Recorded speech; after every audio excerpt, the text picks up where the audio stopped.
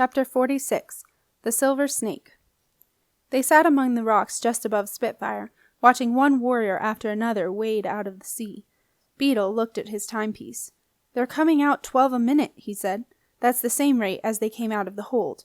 So if there really are 4,000 jinn in there, like Grubb says, it's going to take them, just over 5.5 hours. Beetle, you really are like Jilly Jin," Jenna teased. "No, I'm not," Beetle protested. "She would have figured it out to 1/10 of a second." "Bet you could do that, too." Septimus got to his feet. "Well, at least that gives me enough time to seal the ice tunnel," he said, "and this time I'm going to get it right." "Sep, don't go back there," Beetle said. "Send Jimny to do it." "Jimny? He's your genie. That's his job, to do dangerous stuff for you." Septimus looked at Jimny. The long, lanky genie was lying in the sand, clutching his precious hat to his chest like a soggy teddy bear. He was fast asleep. Septimus shook his head. "Beetle, he's hopeless. He'd probably fall asleep on the way, or he'd wait until they were all in the tunnel and then seal it. We can't risk anything going wrong. I have to do it." "Then we're coming with you," said Jenna. She looked at the others. "Right?" "Yep," said Beetle and Wolfboy. "Sorry," said Lucy. "I can't come. I promised to do something else, and so did Wolfboy." Everyone, including Wolfboy, looked puzzled. "Like what?" said Jenna incredulously. "Go to a party or something?" "Very funny." "Not." "Wolfboy and I," Lucy gave Wolfboy a meaningful stare, "we promised to help Mr. Meyer get his light back to the lighthouse. Those horrible crows over there," Lucy waved her arm at the Keris. "They tried to kill him before, and if they see him on top of that rock thingy with the light, they'll do it again." "You mean there's someone up there with that weird light?" asked Jenna, shielding her eyes and looking toward the pinnacle. "Of course there is," said Lucy, as though it were obvious. "Mr. Meyer is the lighthouse keeper, and we promised to take him and his light back to the lighthouse, didn't we?" She looked at Wolfboy. "Yeah," he admitted, "we did." "We have to do it now, before anything bad happens." Lucy stared at everyone, daring them to contradict her. No one did.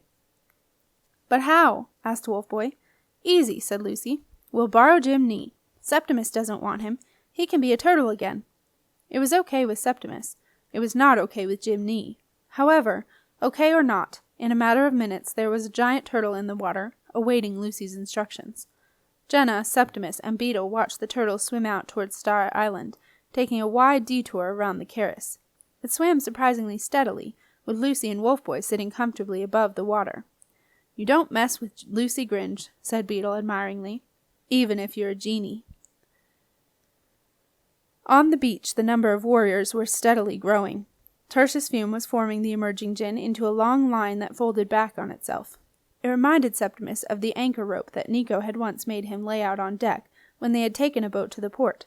The rope had zigzagged up and down the deck like a snake, so that when the anchor was finally ready to go, it would drop into the water with no knots or hindrance. "Flaking the anchor," Nico had called it. Nico's pickiness about the rope had annoyed Septimus at the time, but when they had to throw the anchor overboard in a hurry, he had seen why it was so important, and now he realized that that was what Tertius Fume was doing. He was preparing the jinn to move quickly, easily, and without confusion, while keeping a large number of them in a small area. And, Septimus suddenly realized, the ghost did not have to wait until they were all off the Keris. "I gotta go," he said. "Now." "We've got to go, you mean," said Jenna. "No, Jen." "Yes, Sep." "No. Jen, this is dangerous stuff. If anything goes wrong, I want you to tell Marcia what happened. I don't think Nick quite understands it, but you do, and Marcia will listen to you." "So, is Beetle going with you then?" Septimus looked at Beetle. "Beetle?" he asked. "Yep, I'm coming," he said. Jenna was quiet for a moment. "It's because I'm a girl, isn't it?" she said. "What is? You don't want me to come with you because I'm a girl." "It's this stupid young army stuff you've been doing, all boys together." "It's not that, Jen." "So what is it then?" It's because you're the princess, because you're going to be the queen. You're important, Jen. Marcia can get another apprentice, but the castle can't get another queen." "Oh, Sep," said Jenna. "I'd really like you to go back to Milo and Nick. You'll be safer there." "Back to Milo? And Nick?" Jenna sighed. "All right, Sep. I'm not going to argue." She got to her feet and hugged Septimus hard. "Be careful. I'll see you soon, okay?" "Okay, Jen." Bye, Beetle." Suddenly, Beetle wanted to give Jenna something to remember him by, just in case. He took off his precious Admiral's jacket and gave it to her. "For you." "Beetle, I can't. You love this jacket." "Please." "Oh, Beetle, I'll take care of it until you come back." "Yeah." Jenna hugged Beetle, too, much to his amazement. Then she put the jacket on, scrambled up the rocks, and set off toward the rocky spit at the end of the island. She did not look back. Beetle watched her go. "Beetle," said Septimus, breaking into his thoughts. Yes? You do remember you're unseen?" Beetle looked uncertain. "I think so." "Good. I'll do the same one so we can see each other. We'll do it now, okay? 1, 2, 3. Together, Septimus and Beetle, with a little prompting, whispered the unseen chant, and after a few false starts, the telltale signs of fuzziness began to appear around Beetle as he slowly, very slowly, disappeared. They set off along the open ground above the sand dunes, heading for the hill that would take them up to the peep. As they jogged along, they heard Tertius Fume bark, "Forward!" From within their unseens, Septimus and Beetle looked at each other. "We're going to have to move fast," said Septimus. "Yep." They ran, leaping over the rocky ground. Suddenly, no more than 100 feet in front of them, Tertius Fume came striding out of one of the many paths that led up from the beach. Septimus and Beetle stopped dead. Behind the ghost came the first warrior genie, with silver wings shining on its black helmet.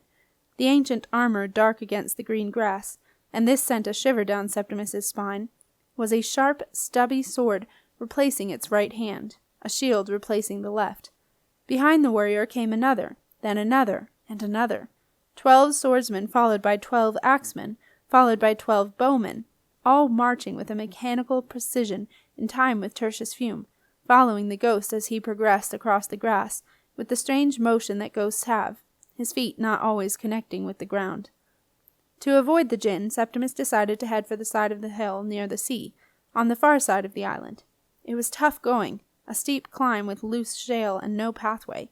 They climbed fast and drew ahead of Tertius Fume and the djinn, who were winding their way up Syren's sneaking path. At the top of the hill, at the edge of the trees, Septimus and Beetle stopped a moment to catch their breath. "Ouch!" puffed Beetle, who had a stitch. "Better not stop. Gotta get there, before they do." Septimus shook his head and handed Beetle his water bottle. "Safer to go in with 'em," he said. "With them?" Beetle passed the bottle back. Septimus took a long gulp of water. "That way the Syren probably won't notice us."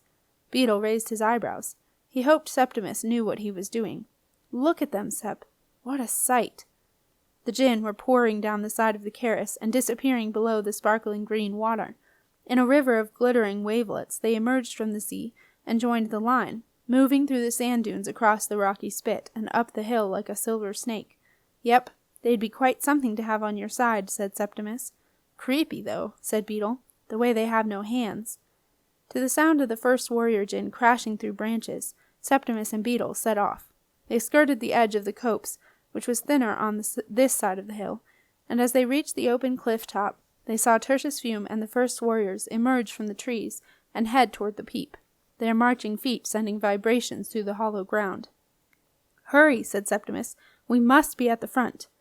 They hurtled across the grass, Septimus praying that if the Syren was looking out of the peep, she would be too busy watching the oncoming djinn to notice the disturbance caused by 2 unseens, one of which was not as unseen as it could be. The enormity of what they had to do only hit Septimus as they came close to the warrior djinn. They were huge and frighteningly mechanical. Their blank stares were inhuman, and their arms, a mixture of swords, spears, maces, daggers, and bows, deadly. The thought of the castle being overrun with them made Septimus shudder. He caught Beetle's eye and saw his thoughts echoed in Beetle's expression. With a double thumbs up, they slipped inside the peep, just ahead of Tertius Fume. Syra was waiting. Her milk-white eyes briefly looked through Septimus, until Syra, with some force, twisted her head away and moved forward to greet Tertius Fume.